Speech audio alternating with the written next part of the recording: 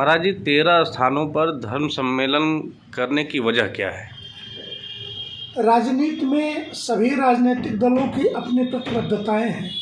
संतों को उस पर कोई आपत्ति नहीं है, परंतु जब राजनीति में हिंदुत्व, सनातन धर्म, भगवा और भगवा को आतंकवाद से जोड़ने की कोशिश की जाने लगे, इसके लिए षड्यंत्र और तथ्य गढ़े जाने लगे और कल तक जो लोग भगवान राम के अस्तित्व को नकार रहे थे, जब वो भी कहने लगे कि हम भी राम को मानते हैं, तो स्वाभाविक मन में संदेह पैदा होता है। इसको ध्यान में रख कर के उत्तर प्रदेश के यह 13 स्थान भौगोलिक दृष्टि से भी नहीं, ऐतिहासिक दृष्टि से अयोध्या, मथुरा, वृंदावन, काशी, प्रयागराज, चित्रकूट, नैमिषारण्य, देवरिया, यथास्थान गढ़मुक्तेश्वर, सुखताल, ये सभी उत्तर प्रदेश के हृदय तीर्थ हैं। इन सभी तीर्थों में संत निवास करते हैं। इन संतों के बीच संत अपनी बात कहेंगे, इसके लिए यह संत सम्मेलन हो रहा है। महाराज जी, क्या इन संत सम्मेलनों के माध्यम से जन जागरण भी चलाएंगे आप लोग?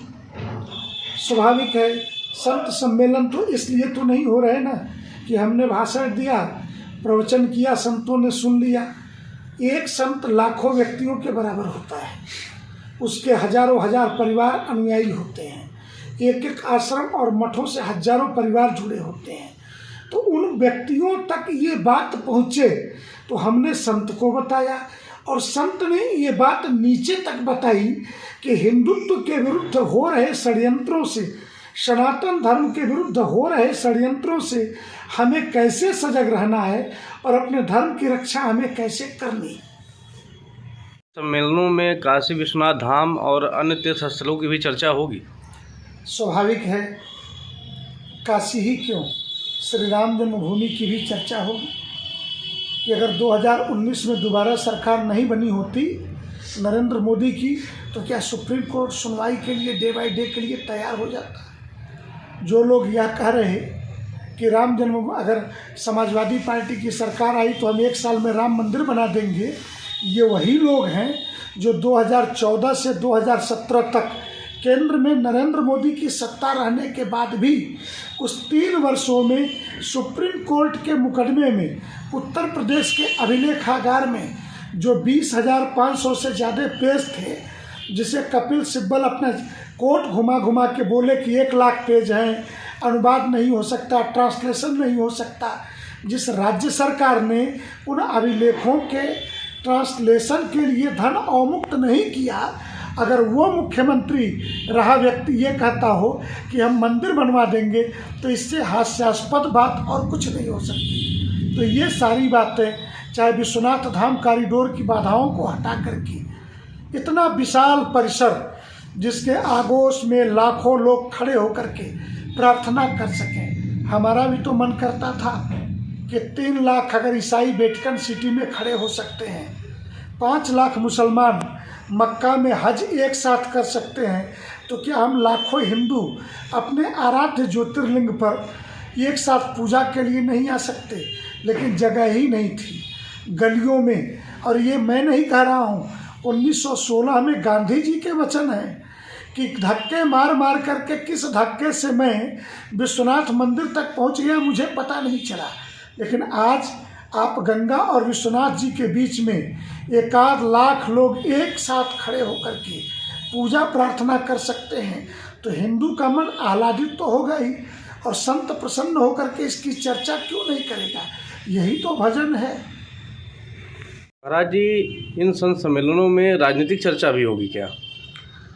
राजनीतिक चर्चा नहीं होगी, परंतु जिन राजनीतिक दलों ने भगवा आतंकवाद की परिभाषा गढ़ने की कोशिश की, हिंदू और हिंदुत्व को वो लोग मंचों से अलग बता रहे कि मैं एक लाइन कोट करूं आपके माध्यम से कि जिनके बेटे और बेटी का नाम रेहान और मारिया, जिसका पति रॉबर्ट हो, जिसके दादा फिरोज खान हो, वो व्यक्ति भी अब हमें हिंदुत्व पर और हिंदू पर उपदेश देने के लिए आए, तो हमारे लिए तो हास्यास्पद होगा ही। तो हम राजनीतिक दल का नाम न लें। अयोध्या में गोलीकांड की चर्चा होगी ही, राम जन्मभूमि पर मरे हुए कारसेवकों की चर्चा होगी ही, तो स्वाभाविक है कि जिस दल ने गोली चलवाई उसके ऊपर निगाह जाएगी ही जाएगी। जो लोग एक रंगा कपड़ा चिलमजीवी से लेकर के साल भर में मंदिर बनवा देंगे, लेकिन 3 साल में 20,000 पेज का ट्रांसलेशन कराने के लिए पैसा नहीं जारी कर पाए थे, इन बातों की चर्चा होगी।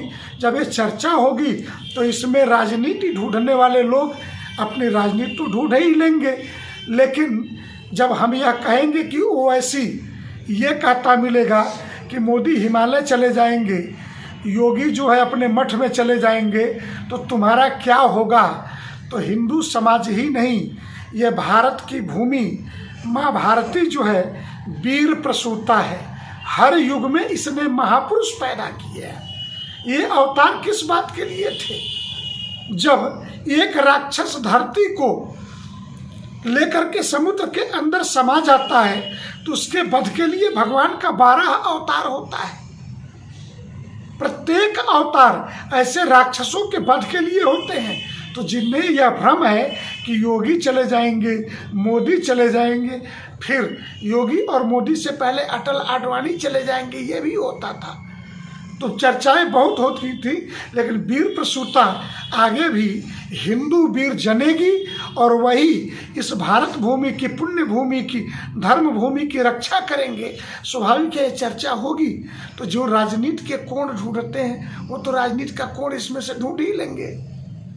महाराज जी, ये जो धर्म संसद आयोजित होगा, क्या इसमें गंगा सफाई को लेकर के भी कोई चर्चा होगी संतों से? स्वाभाविक है। गंगा पिछले 20 वर्षों से इस देश के मेन स्ट्रीम के राजनीतिक मुद्दों में से एक है। तो गंगा पे पीछे के दलों के द्वारा किए गए काम, वर्तमान के किए गए काम की चर्चा होगी। राजनीतिक दल अपने अपने तरीके से उन प्रश्नों के उत्तर देंगे, लेकिन गीता, गंगा, गौ, गायत्री और गोविंद ये सनातन हिंदू धर्म के पंचगव्य हैं। हम संत जन इन चर्चाओं से अपने को अलग कैसे कर सकते हैं?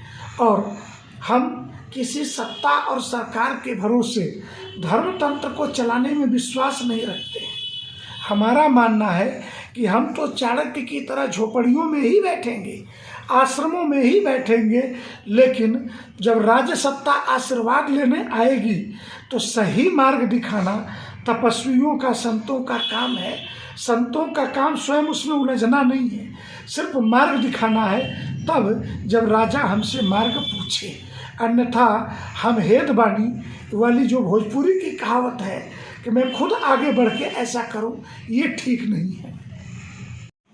सनातन हिंदू धर्मावलंबी हजारों वर्षों से इस बात के लिए तड़प रहे थे कि क्या हम भी जिस प्रकार मक्का में 5 लाख मुसलमान एक साथ हज कर लेता है, अथवा वेटिकन सिटी में 3 लाख रोमन कैथोलिक ईसाई एक साथ प्रेयर कर सकते हैं, ऐसा हमारे 12 ज्योतिर्लिंग, 52 शक्तिपीठ, 9 दुर्गा, 10 महाविद्या, 7 पुरी, 4 धामों में कोई ऐसा तीर्थ होगा जिस तीर्थ में हम भी लाखों की संख्या में एक साथ खड़ा होकर के पूजन अर्चन कर सकें?